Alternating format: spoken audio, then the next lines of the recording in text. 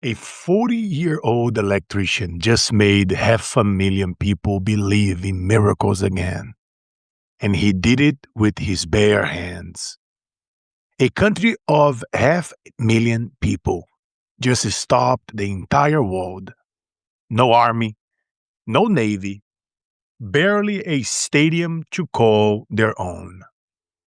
Just an island and a goalkeeper who wires houses for a living.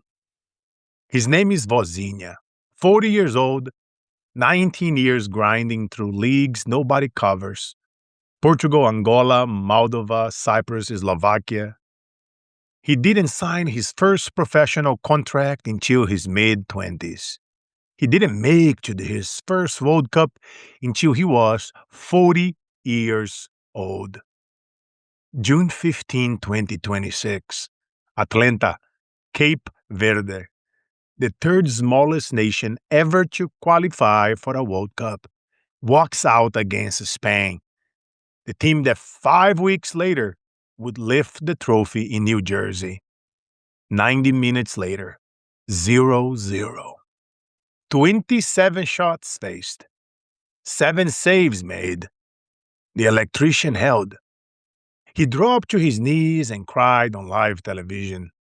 By the morning, an account that had a few thousand followers had gained millions overnight. That's not a soccer story. That's a story about what happens when you refuse to believe your moment has already passed you by. Vozinha didn't wait for the perfect year to be ready. He was ready every single season nobody was watching because he understood something most people never learn. The work you do when no one's filming is the work that decides whether you are ready when the camera finally show up. That's true on the field, it's true in your business, and it's true with your money. My wife and I run DisruptorsCode.com. We help people grow and protect money tax-free. Economy collapses, you don't lose. Market goes up, grows tax-free. Transfers tax-free to loved ones. Your money working as hard as you do. Visit DisruptorsCode.com. Book a call. Email info@carlosinspire.com to confirm we are licensed in your state. Link in the show notes. Now let's get back into it. Now let me tell you about someone who understood legacy long before I did. The World Cup final. Spain and Argentina, tied together by decades of history, fighting for the trophy in New Jersey. And in the middle of their halftime show, everything stops. And they put up a video of an old man from Brazil, Edson Arantes do Nascimento. The world called him Pelé. Brazil crowned him o Rei, the king. On the screen, decades of footage. Then his own face from an old clip saying the same 3 words over and over. Love, love, love. In a stadium of 80,000 people. Kids from a New York choir, grown adults who came from every corner of earth, said it back with him. I'm not ashamed to tell you I had tears running down my face watching that. Before here's who Pelé actually was, he is still, to this day, the only player in the history of sport to win 3 World Cups. He played in 4, 1958, 1962, 1966, and 1970, in eras when the game was violent, when opponents kicked him half to death on purpose, when his own country had to protect him like a national treasure just so he could finish matches. And through all of it, the fame, the money, being called the greatest to ever do it, he never let it get to him.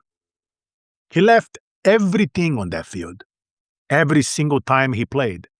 Then he spent the rest of his life telling anyone who listened that the only trophy that actually matters is the love you gave and the love you left behind. That's not a soccer lesson. That's a legacy lesson. The king has been gone since 2022, and that message just filled a stadium of 80,000 people, decades after his last match, louder than ever did while he was alive. Because that's the thread running through this entire World Cup that we just experienced in 2026.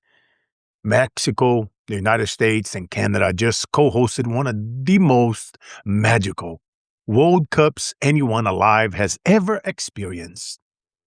In Mexico City, in Guadalajara, in Monterrey, fans loved on strangers so hard that visitors didn't want to go home. Grandmothers blessed players like priests before every match. Grandfathers on wheelchairs who hadn't danced in years got lifted up by the crowd, laughing, crying, celebrating like they could fly again. In the US, strangers opened their homes, their boats, their kitchens to people they never met. Fans flew in across the ocean, bracing from a country they'd been warned was closed off, and found something else entirely. Waffle House, Buc-ee's, free refills, people who look them in the eye and mean it. Some Europeans mortgaged their homes just to be here, and many other cultures. And they laughed, saying it was the time of their lives. Dozens of stadiums, millions of fans, weeks of matches on American soil. The same soil that quietly hosted decades of Super Bowls without the world falling apart. No major incident derailed, just proof on the biggest stage on earth that this country still works when we let it. They came in believing the American dream was on life support.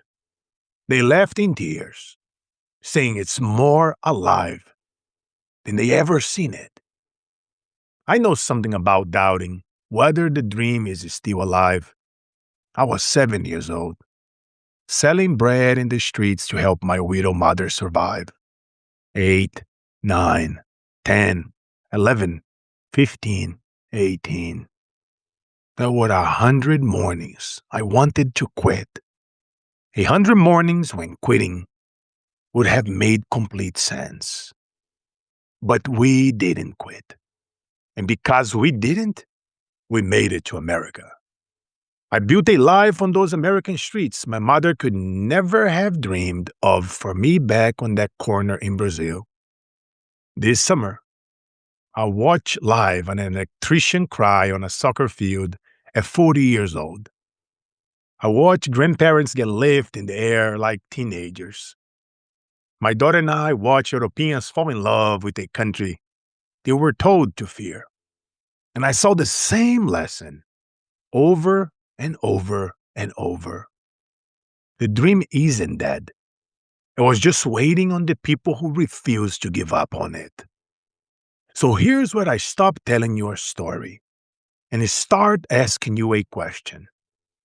What have you been waiting for permission to become? Vozinha didn't let his World Cup at 25. He wired houses for a living and kept showing up in nowhere leagues for 15 more years. Because somewhere in him, he knew his moment wasn't gone. It was just late. So make your declaration right now, out loud, if you have to. To your team, we are going all in this quarter. No more coasting. To your family, I'm showing up different, starting today. To yourself, I am not done. I am not too old. I am not too late. Tomorrow isn't guaranteed. You only get so many weekends on this earth. So few, if you actually counted them. It would change how you live today. Work hard, play hard, and call the friend you haven't spoken a while. Call the family member you let pride or politics keep you from. Tell them you miss them. Tell them you love them. Make it right. Whatever it was, an argument, an election, an ego, let it go. It was never worth the silence. Put the phone down. Go outside. Go to the beach, the forest, the backyard. Light the fire. Grab the guitar. Sing the song off key at karaoke and don't you dare care who's watching. Because an electrician from a 500,000 person island just showed the entire planet. It is never too late, and you are never too small to stop the world. Here's what I know. The kids selling bread on the street. The electrician wiring houses at 40. The grandmother blessing a team with a rosary. The stranger giving up his whole day for a foreigner he just met. The king, decades after his last game, still teaching a stadium how to say one word. None of them had a guarantee. None of them needed one. They just refused to quit on the thing standing right in front of them. And they refused to let anything they gained make them forget what actually mattered. That is the entire secret. Pelé knew it before any of us were born. That has always been the entire secret. What is your World Cup moment you've been putting off until you are ready enough? Love and laughter. It is all this ever was, all it is, and all it will ever be. Say it with me out loud. Love, love, love. You know the drill. The days that breaks us are truly the days that makes us. Much love.